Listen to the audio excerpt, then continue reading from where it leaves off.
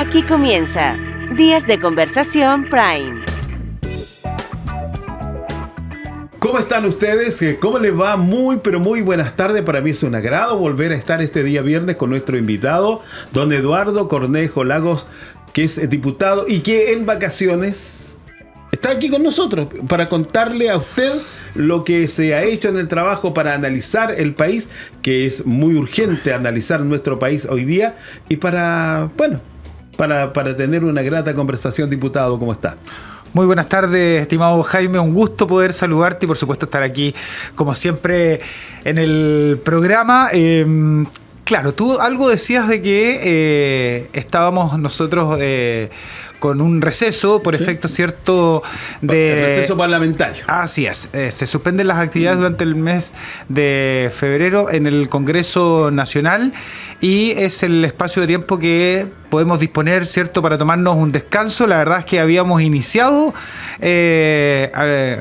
coordinado además con la familia, el poder tomar unos días de descanso, pero lo suspendimos rápidamente porque la emergencia así lo ha requerido y hemos estado circulando todos estos días nuevamente. A mí me tiran la oreja, me retan, porque este sería el cuarto año que no me voy a tomar vacaciones, pero bueno, esto es así y hay que...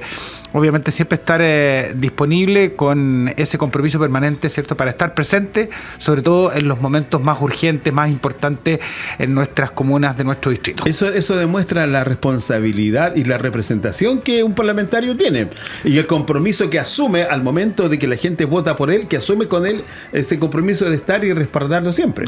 Así, esa es la idea precisamente, porque uno entiende que cuando enfrentamos sobre todo situaciones de emergencia, hay que estar en terreno, hay que estar en contacto con las familias afectadas, con las autoridades locales. Uno se toma efectivamente, ¿cierto?, en terreno una impresión clara respecto de la situación que estamos viviendo, y de hecho yo tuve oportunidad de recorrer las distintas comunas afectadas por los incendios.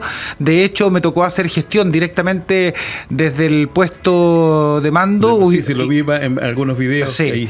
Instalados en la comuna de Pumanque, se me pidió en la reunión de coordinación a primera hora de la mañana el que pudiera gestionar la entrega de combustible para los más de 30 carros de bomberos que estaban trabajando, y además el poder reforzar con dotación policial el retén de carabineros de Pumanque. Se hacía urgente el poder contar con más contingente policial, así que fuimos tomando contacto en una escalada con la delegada provincial de Colchagua, también con el delegado regional Fabio López y también con el subsecretario Monsalves para entregarles estos antecedentes y hacerles los requerimientos necesarios en función de lo que entendíamos, por ejemplo, a esa hora de la mañana ya habiéndose iniciado la fase más compleja de los incendios en nuestras comunas. El que se pudieran disponer inmediatamente las instrucciones y las coordinaciones necesarias para contar con esos elementos. Yo quiero señalar algo que a mí me parece importante. Fíjense que es vergonzoso que los bomberos tengan que estar pidiéndole a distintas autoridades combustible para poder recargar los carros que están trabajando en la extinción de los incendios. Que debiese ser al revés, porque la autoridad lo llame ¿qué necesitas? Y además, Jaime, esto es un problema de gestión, porque la entrega y la distribución de combustible para los carros de bomberos, que recordemos que en los incendios forestales su trabajo inmediato está directamente vinculado con el resguardo de las viviendas. Exacto, eso es. El resguardo de la infraestructura, que es muy importante que no se vea afectada por los siniestros, porque el combate propiamente tal, ¿cierto?, en terreno de los incendios forestales le corresponde a CONAF, con sus respectivas brigadas, ¿cierto?, y además con el apoyo de aeronaves. Contarles que una de las cosas que también pudimos advertir es que es tremendamente importante el despliegue de las autoridades en terreno. Yo llegué muy temprano al puesto de mando en la comuna de Pumanque, estuve en la comuna de Navidad, también estuvimos recorriendo la zona, ¿cierto?, ahí de la comuna de La Estrella. Y yo también está muy cerca de al ladito. Pumanque, al ladito, son vecinos. Exactamente. Y la verdad es que me llamó profundamente la atención solamente haber observado que el delegado regional, frente a la situación crítica que estábamos viviendo, ¿cierto?, en Pumanque, llegó después del mediodía para reunirse y coordinar con las actividades. O sea, de verdad yo les quiero contar una experiencia personal. Cuando yo fui gobernador de la provincia de Colchagua me tocó un incendio muy importante que afectó a las comunas de Gualañé, porque de Gualañé se pasó Claro, al Olol, al Olol. y del Olol se fue a Pumanque. Exacto. Y fíjense ustedes que yo, habiéndome enterado a las 2 de la mañana, me informaron de que el incendio estaba absolutamente controlado en el sector del Valle de los Artistas. Por ahí entró el incendio, que el ¿cierto? camino natural hacia la séptima región. Los Tricagües, Sí. toda esa zona, por ahí entró el incendio a nuestra región. Yo me trasladé de manera inmediata, estuve sin descanso durante todo el día, habiendo, ¿cierto?, llegado aproximadamente a las 3 de la mañana a la comuna de Olol, y al día siguiente pasamos de largo y yo dormí en la camioneta, pero dormí en terreno. Dormí donde estaba instalado el puesto de mando y dormí en el asiento trasero de la camioneta. ¿Sabe? Hay una crítica incluso de los propios partidarios del actual gobierno. Nuestras autoridades trabajan de lunes a viernes y en horario de oficina. No les interesa más allá lo que pase sábado o domingo, por eso a veces vemos la tardía reacción. Así es. Porque ellos tienen un turno de trabajo y para ellos aquí no hay servicio público, es trabajo. Aquí debe haber una autoridad que debe permanentemente estar recorriendo, debe estar presente, debe estar directamente conectada para efecto de la toma de decisiones oportunas, de gestionar los medios y los recursos necesarios. Yo estuve con el director regional de CONAF, quien me entregó información completa respecto de la operación de CONAF en la región. Y ese día sábado en la mañana la complicación que teníamos es que no teníamos más aeronaves disponibles a nivel nacional. ¿Y por qué no teníamos más aeronaves disponibles, pues, estimado Jaime? Porque en los incendios del año pasado, Sí, del año 2023, que se iniciaron por allá en noviembre del año 2022, Exacto. de noviembre del año 2022, pasando por toda la temporada de incendios hasta marzo del 2023, el gobierno no tuvo la capacidad para en su oportunidad pagar los servicios prestados a las empresas nacionales cuyas aeronaves participaron en la extinción de incendios. Fíjense ustedes que son empresas pequeñas que Sí. tienen 2 o 3 aeronaves que fueron contratadas. Se demoraron más de 6 meses en firmarle los contratos y se demoraron más de 10 meses en pagarles. Muchas de esas empresas hoy día no operan, no trabajan con el gobierno porque Por estuvieron lo mismo. a punto de quebrar.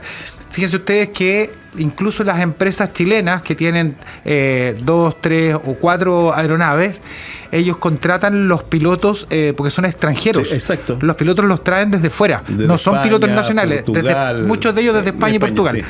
Precisamente, y saben ustedes, por una razón importante, porque no es lo mismo el transporte de pasajeros o el transporte comercial, ¿cierto?, en aeronaves, que extinguir incendios. El combate con aeronaves de incendios requiere de una experiencia, de una pericia por parte de los pilotos. Nosotros tuvimos este año la oportunidad de ver un accidente que se produjo, ¿cierto?, en el sur del país, donde una avioneta que estaban apagando un incendio que se había iniciado precisamente en un aeródromo topó una de sus alas en un tendido eléctrico.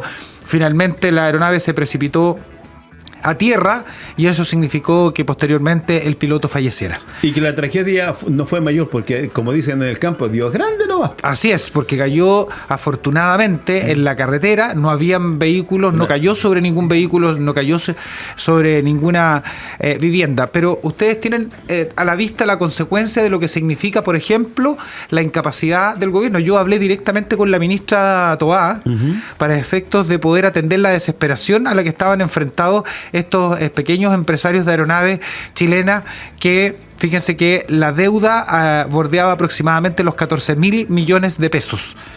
en deuda a estas empresas. Así que yo creo que esta es una crítica constructiva. El gobierno anticipadamente, el presidente Boric, fíjense que a fines de septiembre del año pasado, en el sector de Rodelillo, sí, en la quinta región, él hizo la inauguración del plan contra incendios, exacto, a nivel nacional. Exacto. Y parece que no dio muy buenos resultados el lanzamiento del plan contra incendios, particularmente en la quinta región. Y particularmente, y esto yo lamento, que aquí hay gente que no sepa, a veces atornillan al revés, como llaman, que fueron en municipalidades que son partidarias, que son afines, que son de militantes de partidos del propio gobierno. Entonces, una cosa es lo que puede decir el presidente y otra cosa es lo que hagan más abajo. Yo no sé si no lo escuchan o no lo quieren escuchar. Yo creo que falta de un liderazgo hacia su propio sector. Yo creo que seguimos enfrentados a la misma problemática, Jaime, y que se ha convertido en una constante. Tenemos un gobierno voluntarioso con una precaria capacidad de gestión.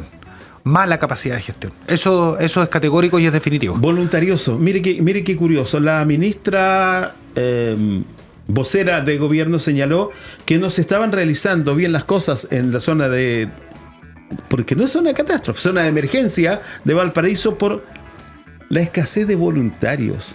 O sea, depende del voluntarismo, tal como usted señala, que se hagan o no se hagan las cosas. Depende de una persona que de buena voluntad va a cumplir algo que debiesen cumplir ellos. Y aquí lo que me llama la atención, diputado, la generación de empleo. Aquí hay tanto bono que se da por nada, o por mucho. ¿Por qué no se crean a través de la municipalidad fuentes de trabajo por 2 o 3 meses para trabajar eficazmente y eficientemente en la zona? A mí me parece que es de verdad lamentable e incluso vergonzoso que la ministra Vallejo haga una calificación respecto del trabajo de los voluntarios. Claro.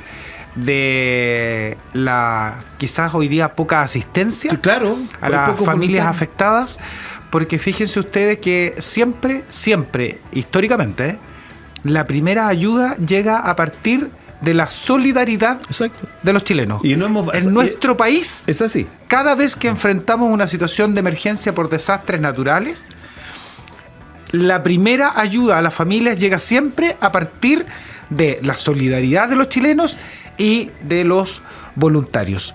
Lo que aquí ocurre es que para enfrentar una emergencia de estas características, como otras que hemos tenido, es que el gobierno tiene que mejorar su estándar de atención de las emergencias, de capacidad de gestión, de capacidad de reacción frente a situaciones de emergencia. Yo les quiero señalar que a partir de las inundaciones que sufrimos en nuestra región el año pasado, les voy a poner solamente 2 ejemplos. Uno en la emblemática comuna de Coltauco, donde estuvo el presidente, sí, correcto, y que dijo públicamente que no los iba a dejar solos. Todavía no se termina el proceso de entrega de las viviendas de emergencia. Ustedes comprenderán que ya estamos en el año 2024, a las puertas de marzo. Han pasado 7 meses, 8 meses. Exactamente, estamos a punto de enfrentar el invierno nuevamente. No se han concluido las obras de reposición de las riberas, ¿cierto?, de la protección de las riberas de los ríos que se desbordaron. Esas obras no han avanzado con la celeridad necesaria para poder enfrentar nuevamente una situación de emergencia de similares características. No se han entregado las ayudas en su totalidad a las familias afectadas por las inundaciones. Entonces, uno se pregunta, ¿por qué una ministra podría hacer una crítica a los voluntarios cuando es el gobierno, hoy día a través de sus instituciones, que las administra directamente, las que tendrían que estar trabajando 24/7 con todos los equipos desplegados, insisto, no solamente en la región de Valparaíso, en las comunas más gravemente afectadas, sino que en las nuestras también? Fíjense ustedes que a los agricultores de las comunas de Navidad, de La Estrella, de Pumanque, que se les quemó absolutamente todo, toda la pradera, que es donde los pequeños ganaderos tienen la posibilidad que en esta época hagan pastoreo, ¿cierto? El ganado no ha llegado un solo fardo de pasto. Pero yo ayer vi, perdón, un video del Ceremi de Agricultura informándole a un agricultor, y supongo que es pequeño agricultor, que le están depositando el cheque de la emergencia de hace 8 meses atrás. Ese señor no tuvo ninguna posibilidad de rehabilitarse económicamente o laboralmente. Sí. Entonces, ¿Sabes lo que hace el gobierno? Yo les voy a contar una anécdota. En diciembre yo me encontré con una actividad, yo fui invitado a una actividad de una agrupación de mamás de niños que van a la Teletón, y me encontré de sorpresa con una actividad del INDAP en la comuna de Santa Cruz, donde estaban entregando bonos de emergencia. ese fue un día sábado. No, fue un día de semana. ¿Sí, de semana? Sí, fue miércoles o jueves. Ya. Y para agricultores afectados por las inundaciones. Entonces me pareció curioso, imagínense, en diciembre, en diciembre. Sí. Y las inundaciones fueron en junio. Exacto. ¿Ya? Y me pareció muy curioso que en esa entrega de bonos estaba el ex delegado provincial de Cardenal Caro. Candidato a alcalde por Santa Cruz. Candidato a alcalde por Santa Cruz. ¿Y saben quién más estaba? Estaba la Ceremi la directora regional del Senama, de los adultos mayores, en esa entrega de bonos, en horarios de oficina. Campaña. ¿Qué hacían ahí? Campaña. El gobierno aprovecha instancias de estas características para politiquear, para hacer campañas políticas a sus próximos candidatos. Es impresentable, es inaceptable. Yo le haría un llamado a la ministra Vallejo. No critique a los voluntarios, todo lo contrario, agradézcale, aliéntelos y den el ejemplo como gobierno de que hay que estar con las familias 24/7 y hay que rápidamente resolver el problema urgente que tienen, sobre todo para la recuperación de las viviendas. Yo creo que nuevamente le va a quedar grande el poncho al gobierno con esta emergencia, y sobre todo por la incapacidad. Imagínense usted lo que va a significar para el Ministerio de Vivienda llevar adelante los procesos. Si no han cumplido ni siquiera con lo que dice el programa de gobierno en vivienda, imagínense aún más con esta emergencia. Pero con esto, lamentablemente, hacen aparecer a Chile como un país más pobre. O están empobreciendo el país con estas acciones, o queremos un Chile de mediaguas. Queremos un Chile que aparezca como un pobre país. No sé, el esfuerzo de la gente no se recupera con una mediagua. Yo creo que la gente que con esfuerzo construyó su casa debe recibir como respuesta del Estado, a través del gobierno, recuperar lo que tenía, a lo menos. Así quiero hacer un pequeño comentario. El año pasado se quemaron 140 casas en los incendios del sur. Han entregado 17. Así es.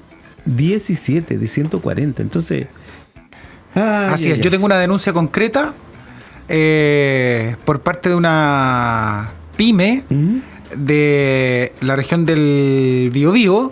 Tomaron contacto conmigo porque me conocen anteriormente por mi trabajo como gobernador regional. Yeah. Y fíjense que ellos fueron contratados por el desafío Levantemos Chile. Sí, claro. A través de un convenio. Desafío Chile Levantemos Chile, una fundación. Sí, sí. Los contrató el gobierno regional para reconstruir casas. Ellos construyen casas modulares, ¿cierto? Y extrañamente ellos terminaron de reconstruir un conjunto habitacional completo que se quemó, 32 casas, y no les han pagado ni siquiera un 20%. Y Desafío Levantemos Chile, de sus recursos propios, les anticipó un poco de dinero y tienen las platas perdidas. Están las platas perdidas de la transferencia que se supone que hizo el gobierno al gobierno regional. En el Biobío se habrá ido alguna ONG. Para que vean ustedes, uno aquí en esto suma y sigue. Exacto. Con los problemas de gestión y de transparencia del gobierno. Oiga, a propósito de problemas de gestión, SLEP Colchagua, qué terrible es leer ayer y escuchar en las noticias en Santiago. La PDI ingresa a SLEP Colchagua en San Fernando a recabar información sobre el mal manejo económico, más de 2.000 millones de pesos que malversados. Esto suma y sigue.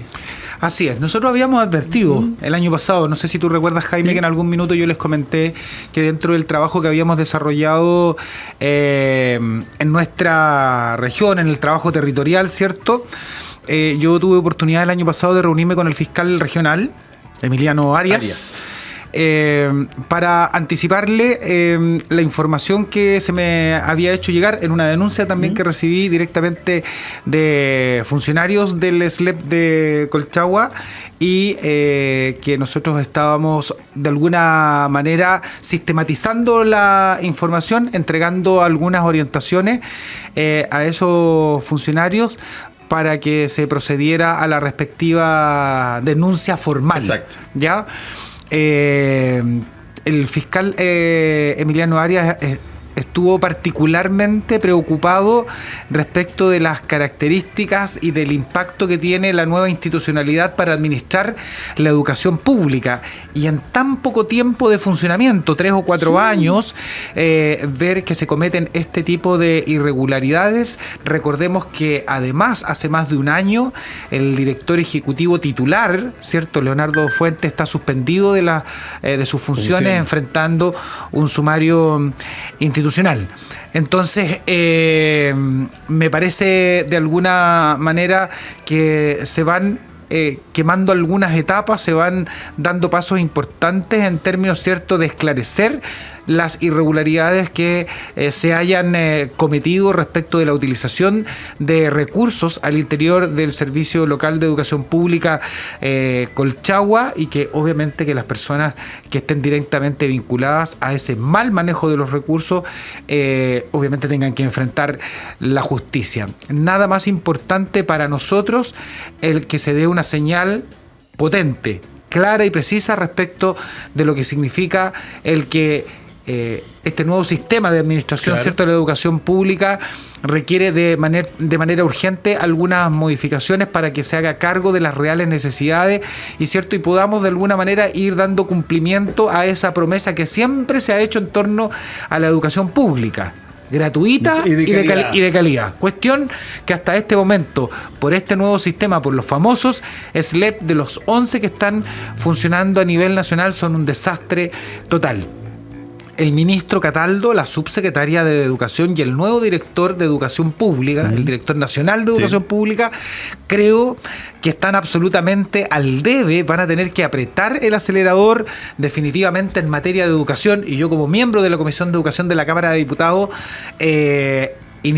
retomando nuestro trabajo legislativo en la Comisión de Educación, yo les voy a señalar con mucha claridad, el gobierno no tiene tiempo. No tiene tiempo para seguir divagando. El gobierno ya no le solucionó la deuda histórica a los profesores. No. El gobierno ya no va a cumplir su compromiso de la condonación de la deuda y no puede, de crédito con aval del Estado. Además, en una grosera manera de intervenir en la campaña política recién pasada, campaña electoral, ¿cierto? Frente al apruebo y al rechazo. A la favor y en contra, ¿cierto? Al plebiscito constitucional, para ser más preciso. Creo que el gobierno tiene que tener la claridad necesaria, el aplomo necesario, ¿cierto? Y la convicción para, a lo menos, en este gobierno, resolver el grave problema y estructural que tenemos en los servicios locales de educación pública en nuestro país. No se puede instalar ni uno más, y es lo que le hemos advertido al ministro Cataldo. No se puede instalar ni un SLEP más en nuestro país si no modificamos la ley 21.040, que es la que regula y además permite destrabar las graves complicaciones y los problemas de gestión administrativa, jurídica y financiera que tienen los servicios locales de educación pública en nuestro país. Y eso que no hemos ahondado en el tema de infraestructura, que es gravísimo. Así es, ya se anunciaron movilizaciones nuevamente en Atacama. En Atacama. Y que no van a comenzar porque el gobierno no prometió y no cumplió. El gobierno hizo un compromiso, logró superar la crisis después de casi 3 meses de paralización, donde más de 32.000 alumnos estuvieron sin poder asistir a clases, con un plan integral para resolver los problemas de infraestructura y otros vinculados, ¿cierto?, al funcionamiento de los establecimientos educacionales dependiendo del SLEP de Atacama. Si hoy día, a pocos días de iniciarse el año escolar, parte importante de ese plan que llevó adelante el gobierno, que además torpemente tiene la... ¿cómo decirlo para no sonar ofensivo? ¿Cierto? Tiene la poca rigurosidad en el nombramiento del Ceremi, ¿cierto?, de la región de Atacama, un activista político. Exacto. Que ofendió y maltrató de palabra a Carabineros de Chile. Si de verdad el gobierno... es un barra brava. Es un barra brava, así es. Entonces, a uno, insisto, le preocupa profundamente el que el gobierno está enfrentado a contar de marzo a sus 2 últimos años de gestión. Y como en educación no hemos avanzado sustancialmente en nada, porque hemos picoteado mucho a partir de la agenda legislativa que propone el gobierno. Entonces, yo creo que, dada la situación crítica que estamos enfrentando en el SLEP de Colchagua, aquí en San Fernando, y que además administra los colegios, los establecimientos educacionales públicos de San Fernando, Chimbarongo, Placilla y Nancagua. Por lo tanto, el llamado al Ministerio de Educación, al ministro Cataldo, es que llegando la primera sesión de la Comisión de Educación de la Cámara de Diputados, ¿cierto?, va a tener que traer cosas muy, muy en claro, y va a tener que traer indudablemente un plan de trabajo que estaremos fiscalizando para que se resuelva este problema tan complejo que tenemos. Diputado, a propósito de poca eficiencia del gobierno, la división que existe en el oficialismo respecto a algunas leyes tiene al país convertido casi en un caos. La ley de seguridad está trabada por diferencia entre los propios, entre ellos. Así es. Y esto se lo traigo a opinión por el secuestro, que creo que ya es político, del militar venezolano asilado en nuestro país, que creo que ya no es un secuestro normal de lo que malamente nos están acostumbrando. Creo que este es un secuestro político que habla muy mal del sistema de seguridad de nuestro país. Yo voy a citar las palabras de la ministra del Interior, Carolina Toá. ¿Ya? En nuestro país no hay crimen organizado. ¿Y de dónde sacó? Dichas en el Congreso. ¿Ya? Dicha en su intervención, en su última intervención, cuando se renovó el penúltimo estado de excepción constitucional para la macrozona sur, la ministra Toá nos señaló en el hemiciclo, en la sala, que en Chile no hay crimen organizado. Y tenemos un problema, Jaime. Porque, por un lado, por una cuestión ideológica, el gobierno no tiene una convicción con respecto a la crisis de seguridad pública que tenemos en nuestro país. Pero si hoy día algunos, que lo saque un poco el tema, hoy día algunos aplauden al juez Urrutia. Sí, claro. Ya, un paréntesis nomás para... Sí, obviamente. Y además, el gobierno ha enfrentado permanentemente una situación bien compleja desde el punto de vista de la agenda legislativa en materia de seguridad pública. De hecho, tenemos parlamentarios de esta región y de este distrito, ¿cierto?, que en materia de seguridad pública, cuando hemos votado distintas iniciativas de ley que han tenido por objetivo, por ejemplo, poner mano dura, mano firme frente a la delincuencia, se han abstenido o han votado en contra. Eso es importante decirlo, porque también quienes nos ven, quienes nos escuchan, creo que se hace importante que puedan revisar el trabajo legislativo nuestro. Yo tuve oportunidad durante el ejercicio del periodo entre el año 2022 y 2023 en materia de seguridad pública llevar adelante 32 iniciativas legislativas en materia de seguridad pública. Lo hemos señalado hasta el cansancio cuando aprobamos la ley Naim 2.0, que le permitía contar con herramientas jurídicas, legales, a Carabineros y a la Policía de Investigaciones para hacer uso de sus armas de fuego y enfrentar situaciones críticas, ¿cierto?, frente a delincuentes que los estaban matando en la calle, literalmente. Entonces, cuando hay una ministra que dice públicamente frente a todos los medios de comunicación que esa es una ley de gatillo fácil, obviamente nosotros entendemos que la misma ministra que hoy día señala que no tenemos crimen organizado en nuestro país, con todo lo que tenemos a la vista, con además los antecedentes que entregan organismos internacionales respecto de las características de cómo actúan estas bandas que también son internacionales. Si hay que tener la claridad necesaria de que, fíjense ustedes que habiéndose esta semana detenido al último implicado en el secuestro del empresario en Rancagua, se ha determinado que pertenecen todos al Tren de Aragua. Todos. Y Tren de Aragua que funciona en la región de O'Higgins, porque antes podría pensar, no, es que en la región metropolitana, en Santiago, es donde están concentrados los delitos más graves, los delitos de más alta connotación pública. Pero tenemos un gobierno que actúa tardíamente, tenemos un gobierno que sus dos almas internas, como siempre lo hemos dicho, tienen una pugna feroz, ¿cierto? Y les va a costar permanentemente avanzar en distintas materias, pero particularmente por un tema ideológico, tienen un problema grave para avanzar, no solamente en materia legislativa respecto, ¿cierto?, de la crisis de seguridad pública que tenemos en nuestro país, sino que además, en capacidad de gestión, de toma de decisiones.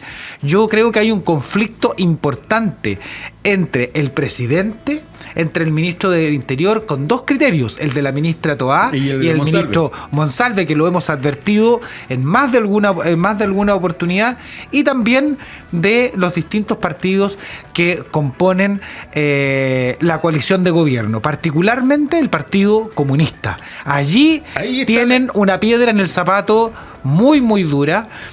Yo he podido apreciar de manera directa, Jaime, en el Congreso, en la sala de la Cámara de Diputados, perdón, he podido apreciar de manera directa el que, por ejemplo, hay una defensa férrea a lo que ocurrió con los desórdenes, con los desmanes, y particularmente con la primera línea. Hay una defensa férrea del Partido Comunista y de muchos parlamentarios del Frente Amplio respecto de los delincuentes que actuaron en la primera línea. ¿Fue una primera línea ideológica? ¿Fue una primera línea política o delictual? Porque a raíz de declaraciones, de conversaciones que uno va conociendo, me da la impresión, y a través de los indultos que se dieron, uno viene a entender que esa era una línea delictual. Pero aquí, y ya, Tita, me va a esperar unos minutitos porque ya puse que estábamos listos. Sí.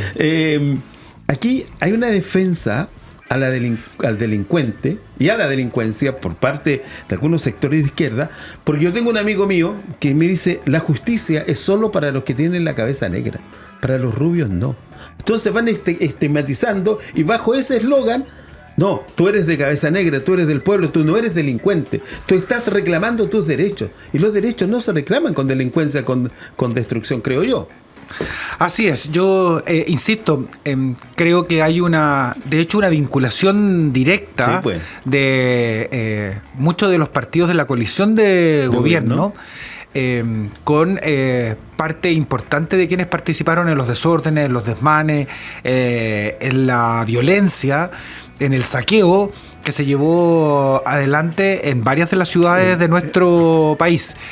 Y porque además, insisto, yo he observado en intervenciones, ¿cierto?, que han realizado parlamentarios donde hay una defensa férrea a lo que ellos llaman la primera línea. Que se caracterizó exclusivamente por su agresividad, por su capacidad de destrucción de los desmanes, ¿cierto?, destruyendo propiedad pública, propiedad privada, saqueando, quemando.